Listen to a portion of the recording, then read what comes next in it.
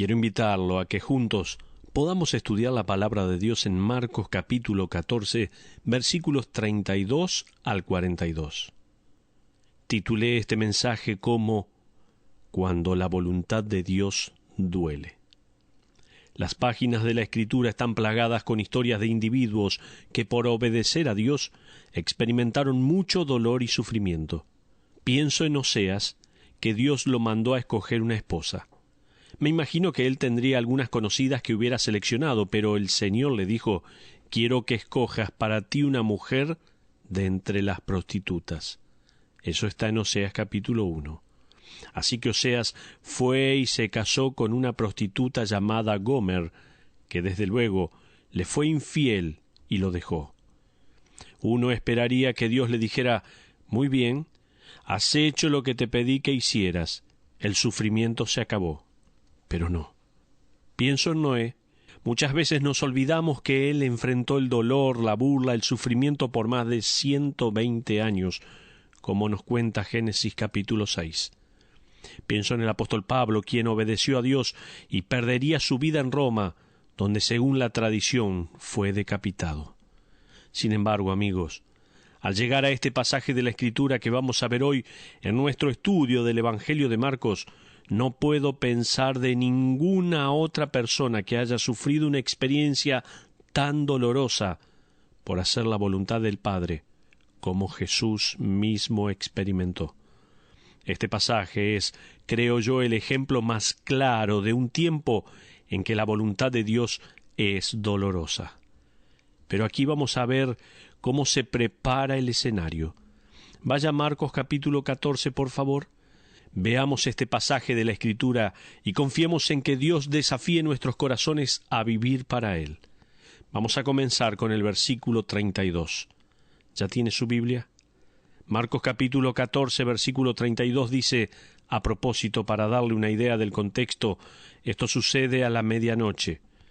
Jesús y sus discípulos acababan de terminar de comer una cena completa celebrando la Pascua. Ellos han caminado y subido la ladera oeste del Monte de los Olivos hasta llegar a un lugar llamado Getsemaní, que literalmente significa prensa de aceite. Se trata de un lugar lleno de olivos. Las aceitunas se prensaban y de allí salía el aceite de oliva. Este era el lugar al que el Señor Jesús iba a orar. De hecho, los evangelios nos dicen que Él iba allí muy a menudo. Es interesante ver que hay una persona en el Nuevo Testamento que permanece en el anonimato, pero sirvió al Señor permitiéndole usar este huerto que poseía, este pequeño oasis para él. No había jardines dentro de los muros de Jerusalén, ya que era una ciudad llena de casas, calles y actividad. Para encontrar un jardín, uno tenía que salir de la ciudad, ir más allá de los muros. Los de mayor poder adquisitivo eran los dueños de los jardines, así que evidentemente una persona rica era la que poseía este huerto de Getsemaní. Para el Señor era un lugar de oración, era el lugar en el que, durante su ministerio, tendría retiros espirituales. Ahora sí, Jesús va a Getsemaní por última vez a orar. Fíjese lo que dice Marcos 14:32. Vinieron pues a un lugar que se llama Getsemaní, y dijo a sus discípulos, «Sentaos aquí entre tanto que yo oro». Ahora, observemos al Señor y a su círculo íntimo, es decir, Pedro, Jacobo y Juan. ¿Por qué Jesús llevó a Pedro, Jacobo y Juan? Quiero hacer una pausa aquí y preguntarnos, ¿por qué Jesús escogió a estos tres discípulos? Evidentemente, Él llega a la entrada del huerto de Getsemaní, deja a los discípulos a un lado y les dice, «Guardaos y velad. Quiero pasar un tiempo en oración sin interrupciones. Si los dejo en la puerta, cualquiera que me busque, por lo menos tendrá que hablar con ustedes primero».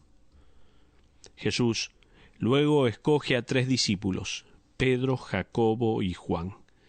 Los hace pasar al huerto con él, y ellos van a estar a una distancia desde la que podrían observar.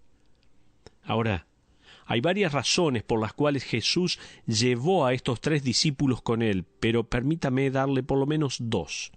En primer lugar, Jesús tomó a Pedro, Jacobo y Juan como compañía. Jesucristo va a enfrentar el momento más solitario de su vida en esta tierra. Él será traicionado, negado y todas las cosas que sabemos que le pasaron. Así que él toma a sus amigos más íntimos, esos 3 que siempre estaban con él. Ellos estuvieron con él en el monte de la Transfiguración y cuando Jesús resucitó a la hija de Lázaro. Parece que quería que algunos discípulos prestaran atención y escogió a estos 3. Sin embargo, no creo que los haya escogido solo para que le hicieran compañía. En segundo lugar, Jesús lleva a estos 3 discípulos con él al huerto para instruirlos también. Pedro, Jacobo y Juan eran los líderes entre los discípulos.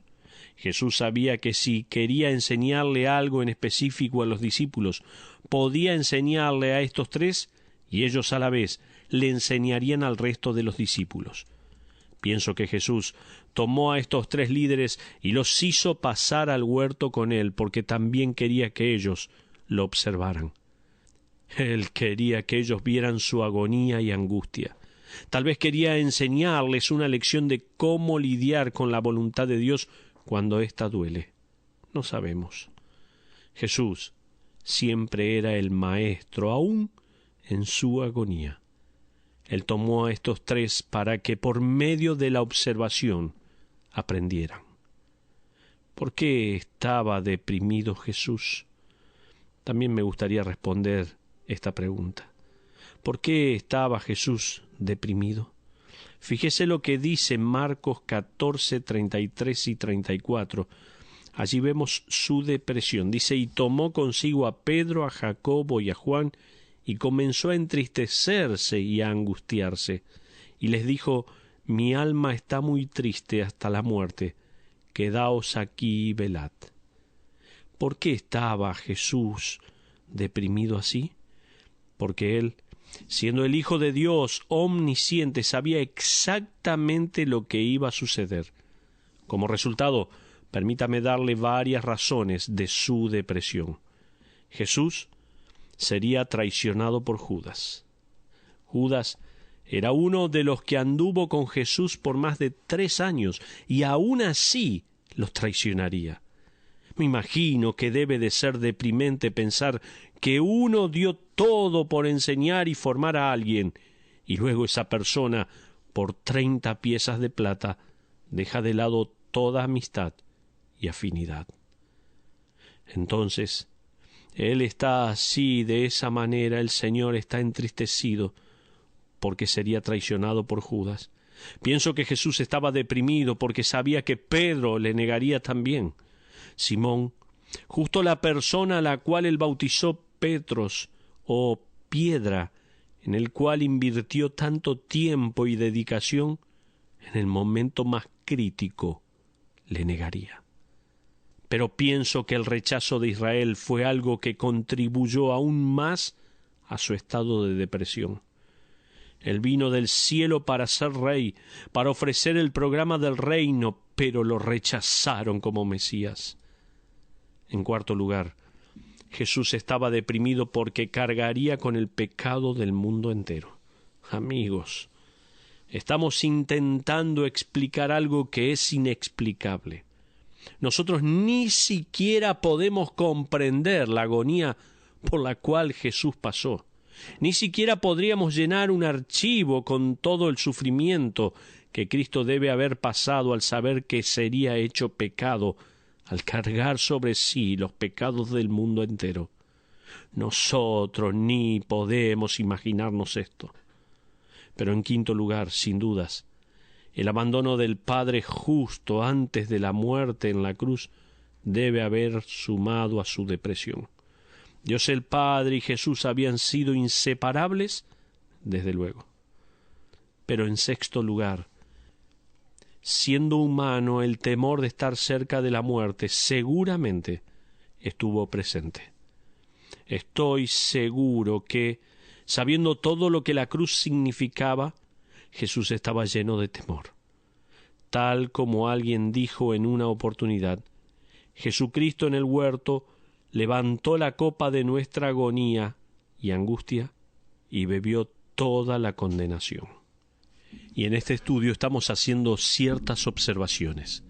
Observamos al Señor con sus discípulos más cercanos, Pedro, Jacobo y Juan. Pero avanzando ahora en nuestro estudio, vamos a observar al Señor solo en oración. Veamos su angustia. Fíjese Marcos 14:35. Yéndose un poco adelante, se postró en tierra y oró. Esto es interesante, porque el tiempo verbal en el griego indica que Jesús se postró constantemente y oró constantemente. Es como si Jesús, en los rincones oscuros del huerto, fuera observado por Pedro, Jacobo y Juan antes de que éstos se quedaran dormidos, arrodillándose, levantándose, arrodillándose de nuevo y orando de nuevo mientras lloraba. Debe haber sido algo impresionante ver a alguien en su agonía así. Pero veamos, no solo su angustia, sino también su agonía. Vaya en su Biblia a Lucas capítulo 22, por favor. Si tiene la oportunidad de leer la Biblia, lea Lucas capítulo 22, que agrega algunos detalles de lo que estamos leyendo y revela un poco más en cuanto a la agonía que Jesús sufrió. En términos médicos, lo que Jesús está experimentando se llama hematidrosis. Evidentemente, por lo que he leído, esto sucede cuando los capilares se rompen debajo de la piel y la sangre se junta con la transpiración, de manera que uno suda sangre. Fíjese lo que dice Lucas 22:44. Y estando en agonía oraba más intensamente, y era su sudor como grandes gotas de sangre que caían hasta la tierra. No tengo dudas de que Jesús podría haber muerto esa noche en el huerto. Evidentemente, cuando a uno le sucede esto, es porque está en una agonía muy profunda. Jesús estaba pasando por una angustia, una agonía tan intensa que podría haber muerto del corazón. En Lucas 22:43 leemos que a esta altura un ángel viene y le sirve. Es como si hubiera sido prematuro que él muriese en este momento, así que un ángel de Dios viene y lo alivia momentáneamente. Sin embargo, amigos, esto nos da una pauta de la agonía que Jesús experimentó. Escuche sus oraciones, por favor. Vaya ahora nuevamente a Marcos capítulo 14 y fíjese en las oraciones de Jesús. Marcos 14:35 leemos, yéndose un poco adelante se postró en tierra y oró. La palabra empleada para orar en este versículo es la palabra griega proseuchomai. Se trata de una palabra diferente a la empleada generalmente para orar. Proseuchomai no da la idea de rogarle a alguien por algo, sino que da la idea de derramar el corazón ante alguien. Jesús está derramando su corazón, descargándose ante el Padre. Permítame indicarle 3 elementos de la oración de Jesús que van a ayudarnos cuando luchemos con la voluntad de Dios. Primero, fíjese en la fortaleza que Jesús saca del amor de Dios. Marcos 14:36 dice, y decía, Abba, Padre.